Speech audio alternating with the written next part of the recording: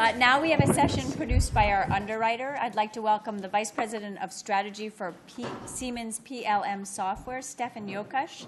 He's here with the co-founder and CEO of Authentise, a 3D printing and design business, Wegner. Meeks of the creative consultancy Atlantic Media Strategies is here to lead the conversation. Take it away, Brock. Thank you. Steve's back doing an extensive wardrobe change, so he asked me to sit in. You know, in the late 20th century, companies used to have built-in entrepreneurial units that they called skunk works. These were the teams that did the bleeding R&D work. It was really innovation by exception. Today, we are moving into more collaborative atmosphere where the whole enterprise is getting involved in innovation by design. This kind of innovation is vital, and these new collaborative partnerships benefit all involved in ways that can't be easily mapped. Stefan, tell us briefly about the Siemens project, Frontier, its collaborative program, and what it means to the company. Gladly will do. First of all, I don't really think skunk works have completely disappeared. No, not completely disappeared. No, but as you know, at Siemens PLM, we are really about enabling customers to realize innovative products. And as we look at some of our core industries, we realize some of them are really heavily impacted by drastically innovative technologies, such as 3D printing, which will also be driven in the innovation by startups, by really radically new approaches, new companies. So we created this Frontier program to enable those companies to work with us in a partnership, to leverage, of course, our software to do their work, but then also to get them into our ecosystem of partners and get them into touch with our experts in-house, of course, but also with our customers, and ultimately make our own offering, our own breadth of offering, enhancing it by that. And of course, startups don't remain startups for all their life, hopefully. So as they grow and as they become significant players in the industry, we of course hope to keep them as partners and to enhance our offering. That's roughly. And today is a really important day because today we're announcing that we're expanding this program. It started originally with a focus on 3D printing and additive manufacturing. And as of today, we're expanding it to include robotics, which is another one of those very disruptive technologies that we're taking place. Andre, your company is involved in creating software that allows the designs and information to go to these 3D printers securely. Is that correct? What does being a participant in the Frontier program mean for your company? A lot. Initially, it starts off as a software exchange. You know, we're taking on some of the Siemens software. We're trying to co-market. But the reality is that, well, as was said just now, 3D printing or additive digital manufacturing has the potential to disrupt supply chains, disrupt manufacturing. And those systems and processes and technologies that are in the field today, they're not going to be undone in a second. You need to work with the major players that have major stakes in those relationships, in those technologies today, to develop systems that are relevant. And so our great expectation of this partnership is that it moves from a technology exchange to a real partnership that co-develops systems and tools for next generation of manufacturing that stays relevant to today's roots. So that's a really big hope and quite exciting opportunity. So what's really happening with the Frontier program? We're talking a lot today about innovation and the future of manufacturing and all of this, the high-tech future. But the Frontier program, I mean, at its core, what it's really doing is going low-tech, because it's creating that most difficult of alchemies, which is a community. Stefan, how collaborative really is the Frontier program, and how do you sustain that type of community? Yeah, we do a couple of, I mean, the infrastructure is really those companies get access, of course, to the software. In many cases, that comes also with interacting with like the development teams that we have within Siemens PLM on certain technologies. Oh, it doesn't work. Yeah. interacting with the experts and development teams. So really linking our own team up to those innovators, to those startup companies and bringing radically new technology. The other type of collaboration and interaction that happens a lot is when there's a specific engagement that we have with a customer who might be interested in something radically new, like the technology from Authentise that is about the secure transfer of the geometry. In this case, we would partner up and really take a joint approach and approach the customer in a joint way, which is that's the other form of really creating that team. And over time, again, that doesn't happen overnight, but over time you really create this community of experts that work together on those technologies. And Andre, being a part of that community, what does this allow you to do that you might not be able to do otherwise if you were on your own and outside of this great community that's being built? Well, first of all, we get access to technology that would take us a while to build. You know, we, for instance, in a secure platform, the clients that we have, they want to know if their IP is being infringed upon. So we can use geometric search algorithms that Siemens has developed to search international databases for designs that our clients hold that they want to discover whether they're being infringed upon by somebody else. So we're deploying Siemens' software. It would take us a while to replicate that success. So it's a fast entry to provide another service to our clients that we couldn't provide otherwise. And obviously, a near-term opportunity is also developing a relationship with Siemens clients if they have a specific need around protecting geometries. What it gives us in the medium and longer term is an understanding of an industrial base that would be very hard to access otherwise. The ground truths, Saul Griffith talked about this earlier, we need to root our technology, root our approaches, no matter how big they are, no matter how bold our visions are, we need to root them in today's realities. Otherwise, we're not going to find customers and clients and adoption. And so that's the relationship that we want, is a continued conversation that allows us to learn as much as give.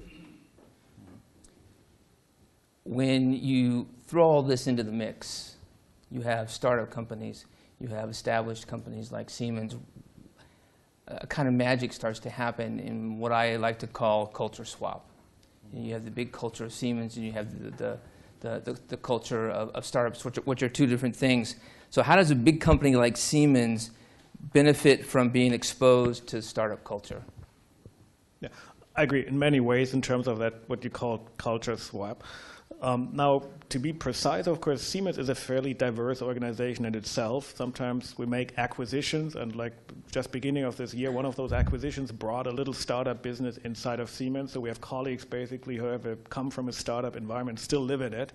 And you have some companies, a business has been around for 50 years, which is not too long in the big scale of things, but some businesses over 100 years. So there's diversity, and that diversity, of course, is something we try to leverage inside the company. But of course, having more of these partners who are really at the leading edge of a technology and having them directly interact also with our development teams, that I totally agree, that gives something of this swapping both ways of a different work environment and way to work together. So we're talking about creating an ecosystem of its own. Right. Andre, how about you? In being exposed to a big company like Siemens, how does their culture rub off on you, or is more of your culture rubbing off on them? Well, first of all, I think it's not magic. I think all of this has to be carefully planned. You have to find opportunities to leverage a relationship. It doesn't happen by itself, right? You have to find ways to engage. You have to. The program is very carefully thought out in ways to bring these two teams together. I honestly, we want to learn. We want to learn information. We have to learn culture if we're going to correctly engage with Siemens and with its customers. But in the reality, if Siemens can't deliver fast enough, we'll go somewhere else, right? And so Siemens has more to lose in this relationship, we feel, than we do. We don't give that much if they don't want to engage. It's that simple. And what about the serendipity that happens when you get exposed to other partners and stuff? There's what's programmed in, and like you said, it's very carefully mapped out. But being exposed to other partners in the Frontier program, what does that enable you to do? I mean, you have a set course that you're going on, But is it your hope, has it been your experience yet that you begin to pick up things, you begin to learn things that you had never imagined from without being in that program? It's always interesting to see who's being picked out and finding people that you didn't know about. We work with Fortune 100s on a daily basis in the services business. For instance, we help Lowe's adopt 3D printing and 3D scanning in their stores. And so we know a little bit, first of all, about culture of big organizations. But when we do those engagements, we work with the leaders of startups that are like us, that are engaged like us. We very rarely work with a set staff that we have on our payroll. We go and find the best in the industry. So an opportunity like Frontier allows me to identify, again, people that I'd want to work with, whether it's collaboratively developing software or going to big partners together. It gives me a platform to understand who's in the market and who shares a common vision. Frontier does that, picks those guys out for me. So, if I can add to that, I mean, it's very much like Andre says. Once you have the opportunity, I think every human being functions the same way, whether part of a large established organization or a different one. Once there's a goal in terms of providing a solution to a customer, that's where we find the collaboration across organization and the partners focused on that goal. That's really what drives it. It's ultimately every company wants to grow and make business. I don't know a single startup company that declares we want to be a startup always. Right. Most say 5 years from now we want to be large, we want to be significant. And so that really doesn't so much matter to me. What really drives it, the benefit for the customer, the goal to make business happen, that's really what creates that collaboration in my view. I want to mention a really successful example of this, which is a place where we still have offices at Singularity University here in the Bay Area. Ray Kurzweil started it, and he was mentioned today. And just up the road is Y Combinator, right? Y Combinator builds brilliant businesses, but mostly they're centered around apps that create 30,000 new users a month, their games, their incremental improvements. At Singularity University, one of the partner companies made the 3D printer that goes on the space station. There's a company that is making 3D printed leather and meat. Companies are dreaming really big bets. And to be surrounded by that community every day encourages you in your vision.